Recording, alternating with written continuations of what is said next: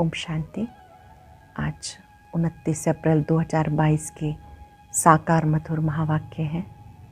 आज शुक्रिया दिवस पर सर्वप्रथम विश्व नियंता का हम दिल से शुक्रिया करते हैं, जिन्होंने हमें रूहानी गुलाब बनाया, कांटों के बीच में रहते भी न्यारा प्यारा बनना सिखाया।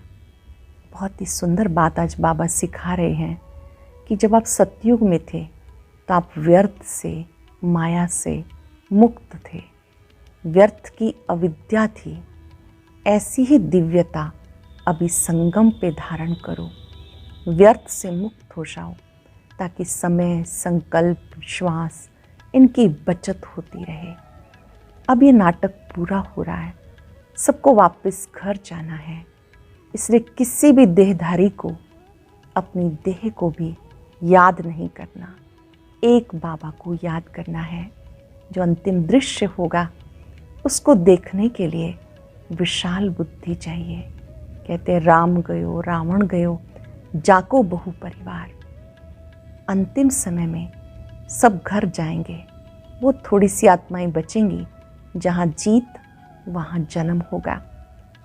बाबा को इस पवित्र कार्य को करने के लिए, सतयुगी राज्य की स्थापना के लिए हम बच्चों को बाबा की मदद करनी है, और वो मदद है पवित्रता की। कुछ भी सहन करना पड़े, पवित्र जरूर बनना है। सुनते हैं बाबा के मधुर बोल, बाबा के शब्दों में। बाबा कहते हैं, मीठे बच्चे, कुछ भी सहन करना पड़े, लेकिन इस अंतिम जन्म में पवित्र जरूर बनना है। बाप को पवित्रता की मदद चाहिए।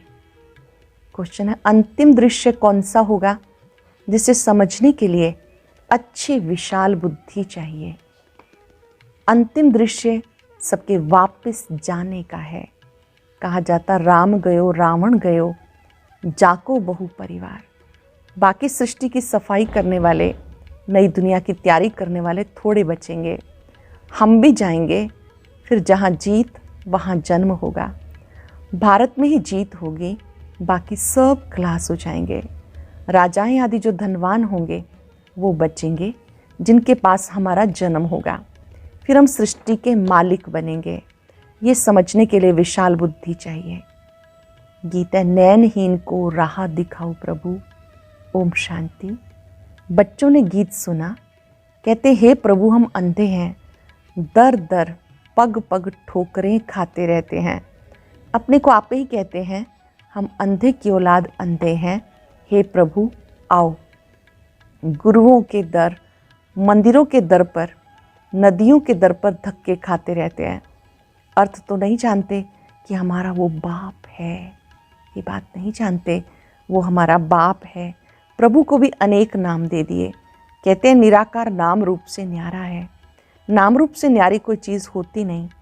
तुम कहते हो परम पिता परमात्मा, कभी नाम रूप से न्यारा हो सकता है क्या? क्या वो नाम रूप से न्यारा हो सकता है? मनुष्य ये तो आप ही गाते हैं कि हम अंधे हैं। बाप आकर जब रास्ता बताते हैं तो सज्जे हो जाते हैं। बाप जो ज्ञान सागर है वो तुम्हें पढ़ाते हैं, मुक्ति जीवन मुक्ति का रास्ता बताते हैं। और कोई भी साधु संत सन्यासी मुक्ति जीवन मुक्ति का रास्ता नहीं बता सकते। बाबा के सिवाय कोई भी मुक्ति जीवन मुक्ति का रास्ता नहीं दिखा सकते, तो उनको गुरु कैसे कह सकते? ड्रामा में उनका पार्ट है भारत को पवित्रता पे थमाना है। भले पवित्र तो रहते हैं, परंतु ज्ञान योग से नहीं पवित्र बनते। दवाई खाकर इंद्रियों को मुर्दा बना देते। इसमें कोई ताकत नहीं।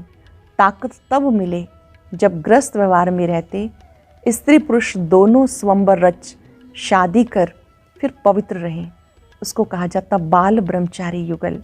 जो घरग्रस्त में रहते हुए फिर पवित्रता का संकल्प करते हैं, उन्हें बाल ब्रह्मचारी कहेंगे। यहाँ भी बाबा से बल मिलता, परम पिता परमात्मा आकर पवित्र मार्ग स्थापन करते हैं।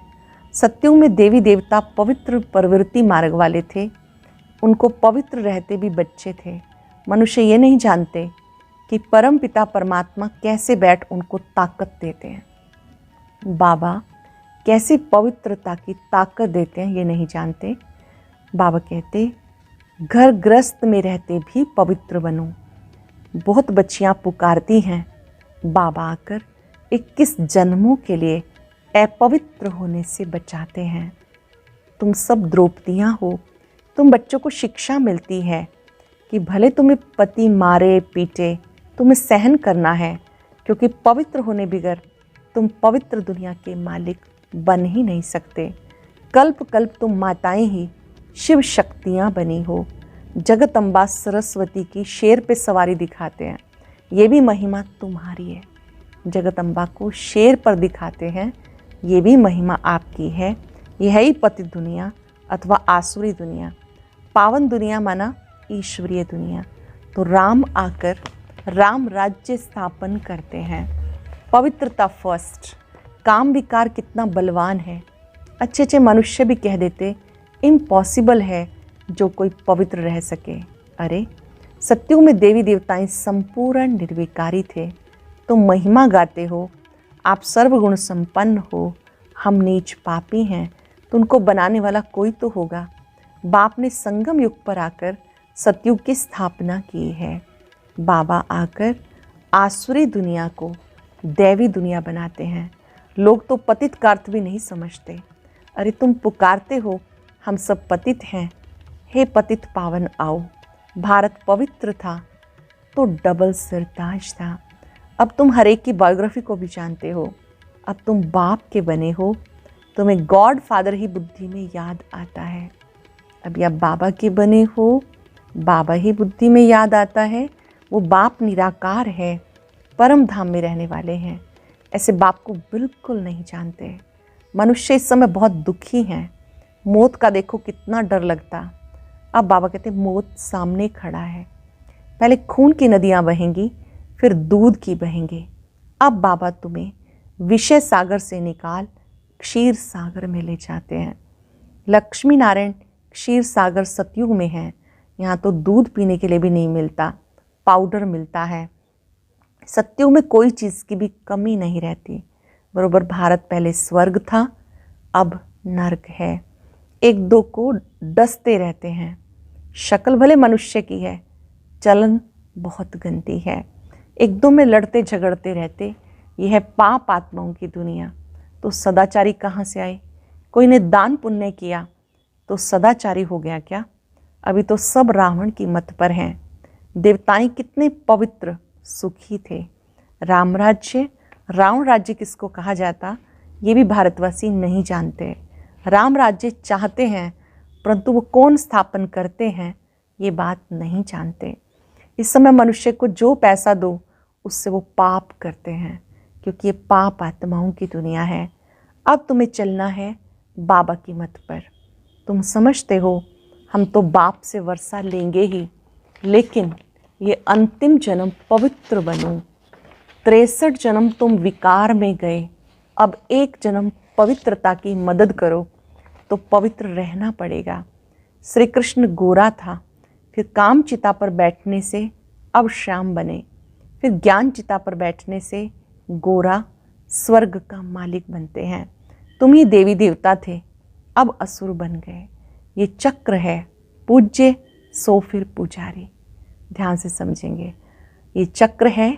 आप ही देवी देवताएं थे सतयुग त्रेता में, पूज्य आत्माएं थे, धीरे धीरे पुजारी बन गए। सन्यासी कह देते आत्मा सो परमात्मा, रात दिन का फर्क हो गया। ड्रामानुसार सबको गिरना ही है। अब तुम्हें गुरुओं का गुरु, पतियों का पति, बेहद का बाप मिला है, तो उनकी श्रीमत पे चलना है। कौन मिला है? गुरुओं का गुरु सतगुरु, पतियों का पति, बेहद का बाप मिला, तो उनकी श्रीमत पे चलना है। परम पिता परमात्मा को तो मानते हो ना। शिव जयंती भी मनाते हैं, परंतु समझते नहीं कि शिव बाबा ने क्या आकर किया, कैसे किया। सोमनाथ का इतना बड़ा मंदिर बनाया, जरूर भारत में ही आए हैं। कैसे आया, क्या किया, कुछ बता नहीं सकते। ये भी परंपरा से चला आता है। गंगा का मेला, कुंभ का मेला कहते हैं, परंपरा से चला आता है। ये सब उल्टा बताते। क्या सतयुग से ही पति दुनिया थी? जो कुछ बताते हैं अर्थ कुछ नहीं समझते। इसको भक्ति मार्ग कहा जाता। क्राइस्ट आया, फिर कब आएगा, फिर कब आएगा किसी को पता नहीं। प्रदर्शनी में तुम हजारों को समझाते हो, फिर भी कोटों में से कोई निकलता है। प्रदर्शनी में हजारों को समझाते हैं, फिर भी कोटों में कोई निकलता है। अब तुम बेहद बाप से बेहद का वर्षा पाते हो। तुम जानते हो दुनिया बदल रही है। तुम कहते हो हम सन्यासियों को भी पवित्र रह के दिखाएंगे। आगे चलकर वो लोग भी मानेंगे कि इनको शिक्षा देने वाला परम पिता परमात्मा है। तुम सिर्फ ये सिद्ध करके बताओ कि बाप सर्वव्यापी नहीं है, सर्वशक्तिवान है। तुम बच्चे समझते हो परम पिता परमात्मा हमारा बाप है।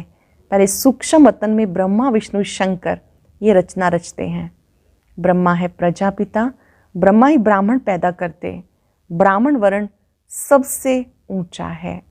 शिव बाबा के बच्चे तुम ब्रह्मा मुख वंशावली हो, वो है कुख वंशावली। बाबा की श्रीमत पर चलने से तुम पावन बनने वाले हो। देहधारियों को भूल जाना है, मेहनत है। देहधारियों को भूल जाना है, ये मेहनत है। अब नाटक पूरा होता है, जो भी एक्टर्स हैं सब चले जाएंगे, बाकी थोड़े रहेंगे। राम गयो रावण गयो, जाको बहु परिवार। बाकी बचेंगे कौन? दोनों तरफ के थोड़े थोड़े ही बचेंगे, बाकी सब वापस चले जाएंगे। फिर मकान आदि बनाने वाले, सफाई करने वाले भी बचते। समय चाहिए ना, हम भी चले जाएंगे। तुमको राजाई में जन्म मिलेगा, वो फिर सफाई करते हैं। बाबा ने कहा जहाँ जीत वहाँ जन्म। भारत में ही जीत होगी, बाकी वे सब खलास हो जाएंगे। राजाएं आदि जो धनवान होंगे वो बचेंगे, जिनके पास तुम जन्म लेंगे। सारी सृष्टि का फिर तुम्हें मालिक बनना है, सारी सृष्टि का मालिक बनना है। ऐसे भी नहीं यहाँ का धन दौलत कोई तुमको वहाँ काम में आएगा। यहाँ की मिल्कियत तो वर्थ नाटे पैनी है, वहाँ सब कुछ नया बन जाएगा। ये सब कौड़ी तुल्य है। सतयुग में सब कुछ नया होगा। हीरे जवाहरात से खानियाँ भरपूर हो जाएंगी। ये तो महल कहाँ से बनेंगे? कितनी बुद्धि चाहिए समझने की। तुम बच्चे भी डबल हिंसक बनते हो। तुम जानते हो हम कोई भी हिंसा नहीं कर सकते, यहाँ तो डबल हिंसा है। सतयुग में हिंसा होती नहीं, उसको ही स्वर्ग कहा जाता। बाबा कहते तुम समझते हो ना, ये ज्ञान साहूकारों के लिए मुश्किल है। बाबा है गरीब निवास, शिव बाबा तो दाता है। ये मकान आदि सब तुम्हारे लिए। विश्व का मालिक मैं तुम्हें बनाता हूँ, तो फिर मैं नए मकान में क्यों बैठूँ? ये बाबा कहीं हम तो नहीं बैठेंगे। बाबा कहते मैं नहीं बैठता तो तुम कैसे बैठेंगे? शिव बाबा कहते मैं अभोगता हूँ, असोचता हूँ। अभोगता असोचता का अर्थ क्या है ये तुम जानते हो। बाबा पाप पुण्य दुख सुख ये कुछ नहीं भोगता, वो अभोगता है, असोचता है। उसका कोई भी व्यर्थ सोच नहीं चलता है। अच्छा, मीठे मीठे सिक्के लदे बच्चों प्रति माता पिता बाप दादा का याद प्यार गुड मॉर्निंग। रूहानी बाप की रूहानी बच्चों को नमस्ते। रूहानी बच्चों की रूहानी बाप दादा को नमस्ते, गुड मॉर्निंग। शुक्रिया बाबा, शुक्रिया। धारणा के लिए सार। अब नाटक पूरा हो रहा है, वापस घर चलना है, इसलिए पावन जरूर बनना है। कोई भी देहधारी को याद नहीं करना। बाबा से बल लेकर इस अंतिम जन्म में स्त्री पुरुष साथ रहते भी पवित्र बन के दिखाना है। बेहद का बाप मिला तो उसकी श्रीमत पर जरूर जरूर चलना है। बेहद का बाप मिला तो बाबा की श्रीमत पर जरूर चलना है। वरदान है अपने देवताई संस्कार को इमर्ज कर दिव्यता का अनुभव करने वाले व्यर्थ से इनोसेंट अविद्या स्वरूप भव। अपने देवताई संस्कारों को इमर्ज कर दिव्यता का अनुभव करने वाले व्यर्थ से इनोसेंट अविद्या स्वरूप भव। आप बच्चे अपने सत्युगी राज्य में थे तो व्यर्थ व माया से इनोसेंट थे, इसलिए देवताओं को सेंट व महात्मा कहते हैं। तो अपने वही संस्कार इमर्ज कर व्यर्थ के अविद्या स्वरूप बनो। समय श्वास बोल कर्म सब में व्यर्थ की अविद्या अर्थात इनोसेंट। जब व्यर्थ की अविद्या होगी तब दिव्यता स्वतः सहज अनुभव होगी। जब व्यर्थ की अविद्या होगी तब दिव्यता स्वतः और सहज अनुभव होगी। इसलिए ये नहीं सोचो कि पुरुषार्थ तो कर रहे हैं, लेकिन पुरुष बन रथ द्वारा कार्य कराओ। एक बार की हुई गलती कभी रिपीट ना हो। स्लोगन है, रूहानी गुलाब वह है जो कांटों के बीच में रहते भी न्यारे प्यारे रहते हैं। रूहानी गुलाब कौन? जो कांटों के बीच में रहते भी न्यारे प्यारे रहते हैं। मातेश्वरी जी के महावाक्य। कई मनुष्य पूछते हैं, क्या सबूत है कि हम आत्मा हैं? अब इस समय समझाया जाता, जब हम कहते हैं अहम आत्मा परमात्मा की संतान है, अब यह अपने आप से पूछने की बात, हम जो सारा दिन मैं कहता रहता हूँ, वो कौन सी पावर है? फिर जिसको हम याद करते हैं वो हमारा कौन है? जब किसी को याद किया जाता है तो जरूर हम आत्माओं को उन द्वारा कुछ चाहिए। हर समय उनकी याद में रहने से हमें उस द्वारा प्राप्ति होगी। अंडरलाइन करेंगे, हर समय जब हम उसे याद करते हैं तो प्राप्ति होगी। देखो, मनुष्य जो कुछ करता है जरूर मन में कोई ना कोई शुभ इच्छा रहती है। कोई को सुख की, कोई को शांति की इच्छा है। जरूर जब इच्छा उत्पन्न होती है अवश्य कोई लेने वाला है, और जिस द्वारा वो इच्छा पूर्ण होती है अवश्य कोई देने वाला है। अभी तो उन्हें याद किया जाता है।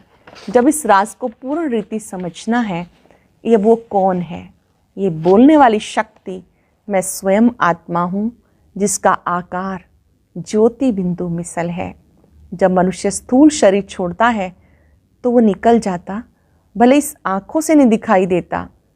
अब इससे सिद्ध है उसका स्थूल आकार नहीं, परंतु मनुष्य महसूस अवश्य करते हैं आत्मा निकल गई। वो हम उसको आत्मा ही कहेंगे जो आत्मा ज्योति स्वरूप है। अवश्य उस आत्मा को पैदा करने वाला परमात्मा उसके ही रूप माफिक होगा। जो जैसा होगा उसकी पैदाइश भी वैसी होगी। फिर हम आत्मा उस परमात्मा को क्यों कहते हैं कि वो हम सर्व आत्माओं से परम हैं? क्योंकि उनके ऊपर कोई भी माया का लेप छेप नहीं लगता। शिव बाबा पर कोई भी माया का लेप छेप नहीं लगता, बल्कि हम आत्माओं के ऊपर माया का लेप छेप अवश्य लगता है, क्योंकि हम जन्म पुनर्जन्म में चक्र में आते हैं। यह है आत्मा और परमात्मा में फर्क। आज सुबह से शाम तक चलते फिरते दिल से बाबा का शुक्रिया निकले। बाबा आपका शुक्रिया, आपने हमें रूहानी गुलाब बनाया। सबके बीच में रहते न्यारा प्यारा बनकर रहना है, सदा मुस्कुराते रहना है। कर्म किया और डिटैच हो गए, एकाग्र हो जाएंगे कुछ पल के लिए। मैं रूहानी गुलाब हूँ। गुलाब का चित्र सामने लाएं। जैसे गुलाब से खुशबू फैलती है, देखने में भी सुंदर है, मैं आत्मा भी गुणों की खुशबू फैलाने वाली हूँ। सबके बीच में रहते न्यारी स्थिति में रहे।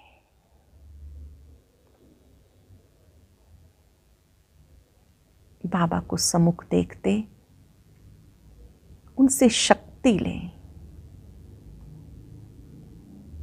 उनकी पवित्र किरणों में वो ताकत है जो व्यर्थ से मुक्त करती है।